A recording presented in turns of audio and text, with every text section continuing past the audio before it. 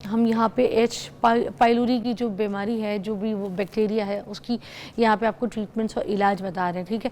अच्छा, और हमने जिनको बुलाया है ये माहिर हैं, तालीम, डिग्री सब कुछ इनके पास है, शिफा है इनके हाथ में, और जाहिर सी बात है ये सुबह शाम पेशेंट्स डील कर रहे हैं, ऑनलाइन भी, ऐसे भी, अपने क्लिनिक में भी, हर जगह।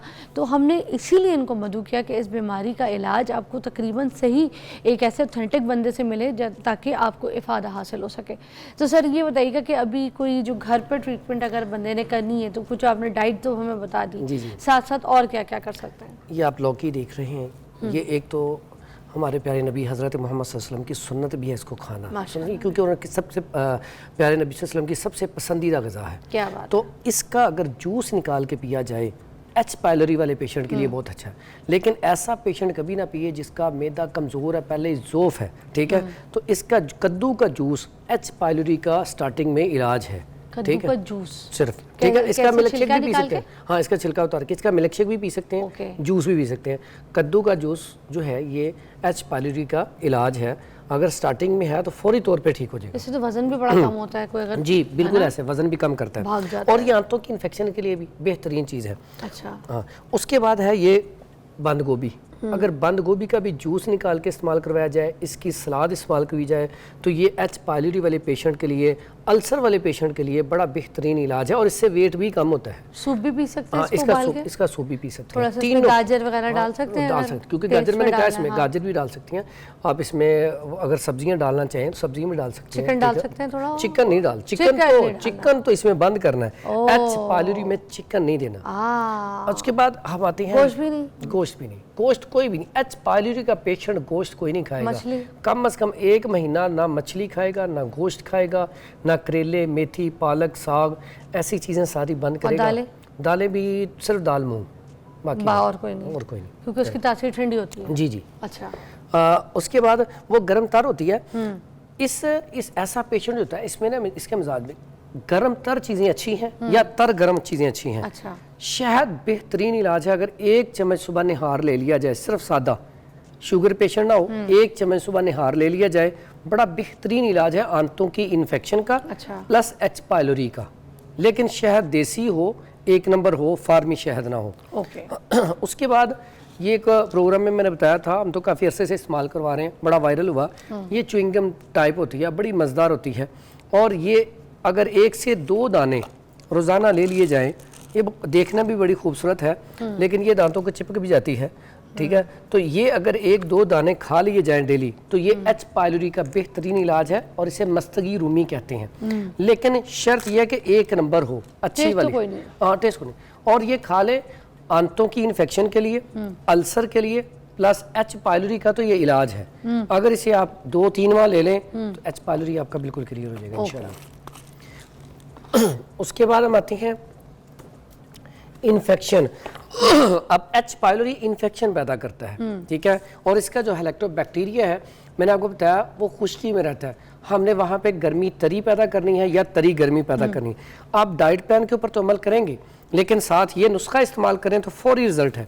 इसमें मुलट्ठी ले लें 50 ग्राम, ये इन्फ्लेमेशन के लिए बेहतरीन चीज़ है।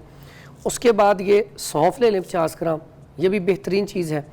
उसके बाद ये हल्दी, ये ले लें 50 ग्राम, ये भी बेहतरीन चीज़ है। ये तीनों चीज़ों का फाइन पाउडर कर लें, और उसके बाद इसका चम्मच का 1/4 हिस्सा सुबह, दोपहर, शाम ये इस्तेमाल करने हैं, ठीक है।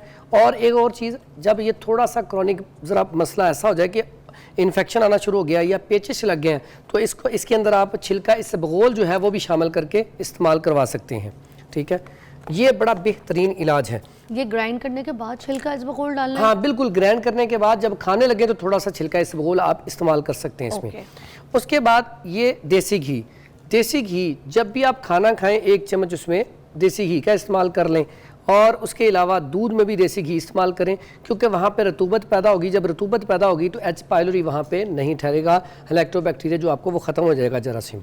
उसके बाद तुखम बालगो, चाय में भी यही कहा था जी, दूध कि वैसे तो पीनी नहीं है। हाँ वैसे तो पीनी, अगर पीनी है तो फिर देसी घी डाल के बगैर। और देसी घी आज तो साइंस भी कहती है कि एक तो देसी घी से वजन नहीं बढ़ता, ठीक है। हाँ। और कोलेस्ट्रॉल नहीं बढ़ता, ट्राइग्लिसराइड नहीं बढ़ते। शर्त यही है ये डाइजेस्ट होना चाहिए। होता क्या हम इसे क्या करते हैं, हम खा तो लेते हैं लेकिन फिर वॉक नहीं करते, बैठे रहते हैं, इस वजह से ये यहाँ पे ही खड़ा रहता है, आपको अजीब सी कैफियत होती है। अगर आपने देसी घी का यूज़ करना है तो आप फिर वॉक करें, एक्सरसाइज करें, थोड़ा सा ज़्यादा अपने आप को ना कामों में मशगूल रखें। मेरी अम्मी कहती थी अगर वजन कम करना है तो देसी घी का पराठा खाओ, और अगर वजन बढ़ाना है तो मेरे ख्याल से ऑलिव ऑयल के है ना उसका पराठा खाओ। बिल्कुल ऐसा वजन बढ़ाने बढ़ाता है। लेकिन साथ वही बात है, हमारी माएँ जो थी वो काम करती थी, चलती फिरती थी ज़्यादा।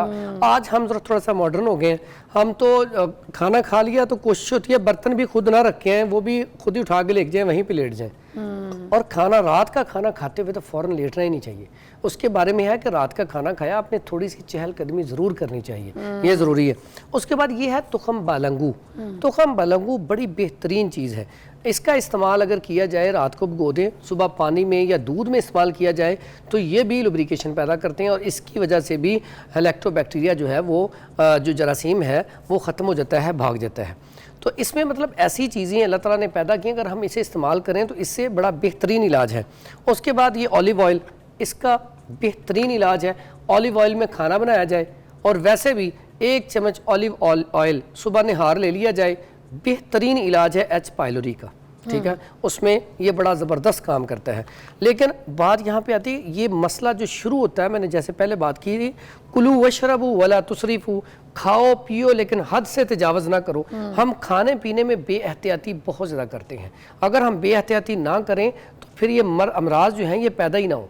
जैसे हमारे प्यारे नबी हज़रत मोहम्मद सल्लल्लाहु अलैहि वसल्लम ने का तरीक़ाकार था, जब आप खाना खाती हैं तो स्टमक के 3 हिस्से कर लें, एक हिस्सा पानी पिएं, एक हिस्सा खाली छोड़ दें और एक हिस्सा जो है खाना खाएं, तो फिर आप बीमार नहीं होंगे। और जो खाली वाला हिस्सा है वो हवा के लिए छोड़ा जी बिल्कुल, उसमें डाइजेस्ट, अब देखें ना बाज़ वक़्त हम खाना इतना ज़्यादा खा लेते हैं कि अब वो जो निज़ाम है, डाइजेस्टिव सिस्टम सारा स्टक हो जाता है, रुक जाता है।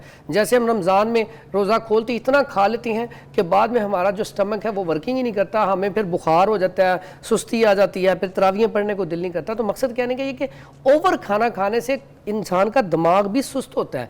आप रात को खाना कभी खा लें, ज़्यादा खाना खाएंगे सुबह उठा ही नहीं जाएगा, आपकी नमाज रह जाएगी, नमाज रह जाती ये है। हाँ। और फिर आप कोई भी काम है आपने, जैसे आप अपना वर्किंग कर रही हैं, अगर आप ज़्यादा खाना खा के बैठ गई, आपको जमाइयाँ आ जाएंगी, सुस्ती पड़ी रहेगी। अगर आपने खाना नहीं खाया, कम खाया है, तो आप बड़े चुस्त होकर काम करेंगे।